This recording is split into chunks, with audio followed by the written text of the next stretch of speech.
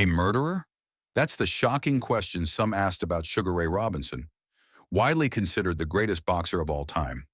But the real story is far more complex than any simple accusation.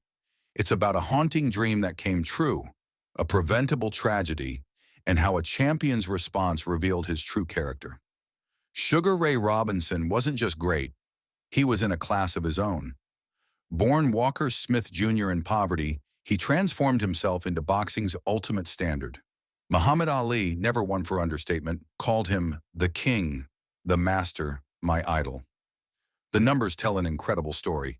A 91-fight unbeaten streak from 1943 to 1951, and a final record of 175 wins against only 19 losses. His amateur record was equally stunning, 85 wins with no defeats, including 69 knockouts with 40 coming in the first round. His style was pure poetry in motion, a perfect blend of speed, power, and intelligence that made him the living embodiment of the sweet science. Robinson was revolutionary both inside and outside the ring. His boxing genius was complete. He could adapt to any opponent or situation, throwing combinations in unpredictable patterns that left opponents bewildered. His footwork was legendary, demonstrating lateral movement and shuffling techniques long before they became famous. He had extraordinary power, able to deliver knockout blows while moving backward, defying conventional physics. But Robinson was more than just a fighter. He was a cultural trailblazer. In an era of segregation, he became one of the first African-American athletes to achieve mainstream celebrity status. He owned businesses in Harlem, including his famous nightclub Sugar Ray's, which hosted jazz legends like Charlie Parker and Miles Davis. His flamingo pink Cadillac became known as the Hope Diamond of Harlem, inspiring a generation. On June 24, 1947, this boxing genius faced a challenger whose story would forever change both their lives. Jimmy Doyle was a 22-year-old welterweight from Los Angeles with a respectable record of 43 wins, 7 losses, and 3 draws. He was described as a classy fighter with an old-fashioned stand-up stance, known for his ability to take punishment and dish it out. However, 15 months before facing Robinson, Doyle had suffered a catastrophic injury. On March 11, 1946, at the very same Cleveland arena, he faced Artie Levine in a brutal fight. Doyle couldn't roll with punches, taking them squarely and unflinchingly until his head whirled from impact. He was knocked down twice in the 9th round, carried out on a stretcher, and rushed to the hospital with a severe brain concussion and hemorrhage. The medical verdict was clear. Doctors told Doyle he had sustained brain damage and should never fight again. His family noticed the change immediately.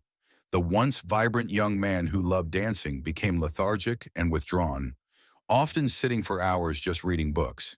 He was, in boxing terms, punch drunk, a man whose brain had been irreparably damaged. This tragic story reveals how broken the system was, and it's a powerful reminder of the dangers athletes still face today. If you're finding this compelling, make sure to hit that like button to help us share these important histories. Despite clear medical warnings, Doyle made the fateful decision to return to boxing after 9 months of retirement. His motivations were deeply human and ultimately tragic.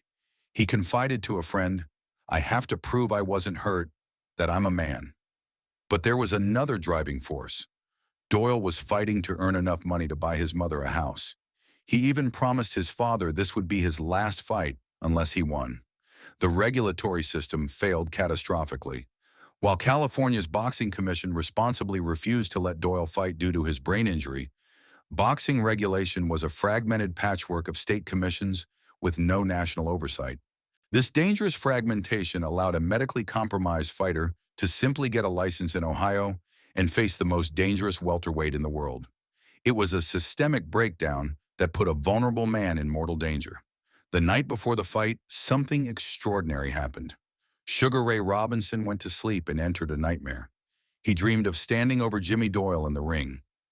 Doyle was on his back with blank, staring eyes while the crowd chanted, "He's dead! He's dead!" Robinson woke up terrified, convinced it was a premonition. What happened next shows Robinson's true character. He immediately tried to withdraw from the fight. This wasn't pre-fight jitters. It was a genuine plea from a man deeply shaken by what he believed was a vision of terrible future. He told his manager, who brushed it off, saying, "That's a dream. That's all." At the weigh-in, Robinson plainly told his promoter he wouldn't fight because he feared something would happen to Doyle. The promoter dismissed him. "Dreams don't come true. If they did, I'd be a millionaire." Robinson even threatened to inform the boxing commission, but having already postponed the fight twice, the pressure to proceed was immense. Finally, a Catholic priest and minister were brought in to counsel Robinson. They assured him his dream was just a nightmare and convinced him to proceed. Reluctantly, against his own profound intuition, Robinson was persuaded to fight. On June 24, 1947, the two men met in the ring. Robinson controlled the fight with his superior skill, winning nearly every round. But Doyle fought with immense courage, even staggering the champion twice in the sixth round and opening a cut over Robinson's eye. It was a brief moment of success that couldn't change the fight's trajectory. The end came with shocking suddenness in the eighth round. As Doyle set himself to throw a right hand, Robinson beat him to it with a short, devastating left hook that traveled no more than 6 inches. The impact was catastrophic. Time magazine reported that Doyle's body stiffened and he fell backwards as though his heels were hinged to the floor. His head crashed against the canvas with a thud. Robinson stood transfixed, seeing his dream come horribly true.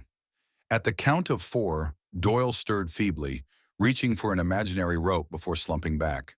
The bell rang at the count of 9, technically saving him from knockout, but it was meaningless. Doyle was carried out on a stretcher to St. Vincent's Charity Hospital, where he died 17 hours later without regaining consciousness. The aftermath was intense. An inquest was held the day after Doyle's death, with Robinson called to testify. When asked if he noticed Doyle was in trouble during the fight, Robinson gave a response that became legendary for its brutal honesty. "Getting him in trouble is my business as a boxer and a champion." This wasn't callousness. It was the raw truth of what fighters must do. The coroner ruled Doyle's death an accident. Despite the legal ruling, there were threats of criminal charges against Robinson, ranging from manslaughter to murder. While no charges materialized, the threat underscored the gravity of the situation and intense public scrutiny he faced. Though legally cleared, Robinson was clearly burdened by profound moral responsibility. When he learned why Doyle had taken the dangerous bout to buy his mother a house, Robinson made an extraordinary gesture of compassion. He gave the earnings from his next 4 fights directly to Doyle's mother, providing her with funds to purchase the home her son had died trying to give her. This act was far more than charity. It was restorative justice. Robinson fulfilled the very goal for which Doyle had sacrificed his life, acknowledging his role in the tragedy while bringing meaning to a grieving family. This revealed the complex duality of the man, the ruthless professional whose business was getting opponents in trouble, and the compassionate human being deeply troubled by the consequences. The tragedy catalyzed real change. The Cleveland Boxing Commission acted swiftly, requiring all boxers to be licensed locally and banning any fighter with documented head injury history. This reform, had it been national, would have saved Jimmy Doyle's life. Robinson's ability to continue his legendary career while carrying this psychological burden shows incredible mental resilience. Deaths in boxing rings often destroy fighters psychologically, causing them to lose the killer instinct essential for elite success. Ray Mancini was never the same after his fight resulted in Kim Duk-Koo's death in 1982. Chris Eubank's knockout rate dropped significantly after his bout left Michael Watson with permanent brain damage. But Robinson continued at the highest level. He went on to engage in some of boxing's most legendary wars, including the brutal St. Valentine's Day Massacre against Jake LaMotta. He won and regained the middleweight title in savage fights against Randy Turpin, Gene Fullmer, and Carmen Basilio. His capacity to compartmentalize this trauma and continue performing at the highest level while maintaining his humanity outside the ropes is perhaps one of the most remarkable aspects of his greatness.